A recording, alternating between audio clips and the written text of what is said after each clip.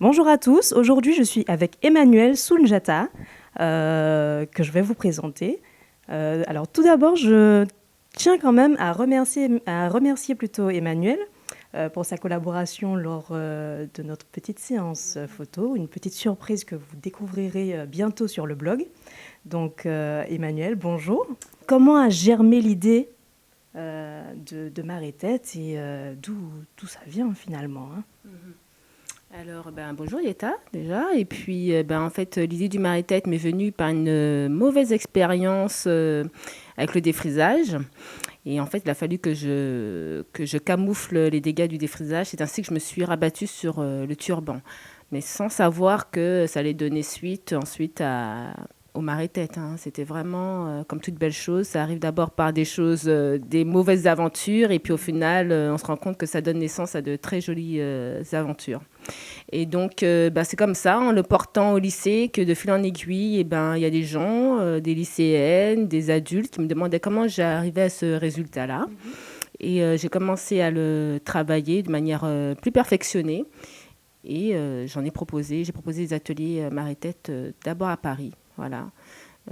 Bien après, au bout de 10 ans, j'ai commencé à proposer des ateliers Marie-Tête, puisque étant lycéenne et ensuite rentrant à la fac, il était important d'être sérieuse pour les études. Donc, c'est bien après que j'ai pu lancer les ateliers Marie-Tête, donc officieusement, hein, à Paris, en tant qu'avocate à Nation. Et puis, j'ai commencé aussi à travailler un petit peu pour un concept store multiethnique, le premier concept store multiethnique à Paris, qui avait lancé les ateliers Turban Style. Donc, c'était moi qui dispensais les cours. Et puis, il s'avère que je n'étais pas tellement épanouie dans mon travail de juriste et j'ai décidé de démissionner. Et c'est de là que j'ai réellement, officiellement créé les ateliers Marie-Tête. Donc pour cela, il a fallu d'abord organiser toute la protection juridique autour du concept. Et puis ensuite, d'organiser les ateliers de façon à ce qu'ils soient instructifs, ludiques, et puis qu'on ressorte de là avec un véritable savoir-faire. Donc c'est ainsi que j'ai conçu mes ateliers Marie-Tête. C'est pour cela que le prix reste très attractif, c'est-à-dire 30 euros, 2 turbans offerts, 2 heures de formation. Et à l'issue des 2 heures, les femmes elles ressortent avec un véritable savoir-faire qu'il faut bien entendu exercer à la maison, hein, sinon on perd la technique. Voilà. Sinon, il y a d'autres types d'ateliers que j'ai mis en place récemment. Atelier Ethnic Wax. Donc le wax, c'est un tissu africain, c'est un tissu africain imprimé. Hein, donc africain d'adoption, mais qui en réalité de confection de Pays-Bas, hein, Hollande. Et en fait, étant donné que c'est très dans l'air du temps, parce qu'il y a beaucoup de stars qui le portent, qui portent le wax, j'ai trouvé que c'était aussi pas trop mal de le porter, de le proposer lors des ateliers. Et ça marche aussi très bien, parce qu'en fait, de manière générale, il y a un mouvement vers le retour au naturel, le retour aux sources.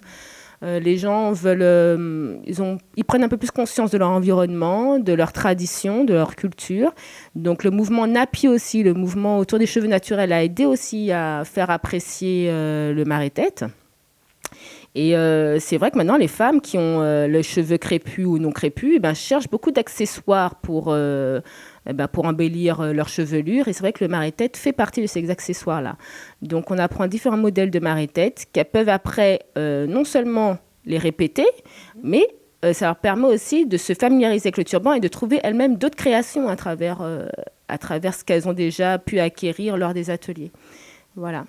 Donc, voilà, les ateliers Marie-Tête, c'est quelque chose qui me tient à cœur puisque je suis tombée dans ça par hasard. J'y ai travaillé depuis le début, alors qu'en France et aux Antilles, c'était quelque chose déjà aux Antilles, c'était quelque chose qui était en désuétude puisque c'était forcément assimilé aux petites gens ou quelque chose qui est dans les oubliettes du passé. Et en France, ce n'était pas vraiment à l'ordre du jour. Donc, il a fallu faire un gros travail sur la culture, sur l'histoire.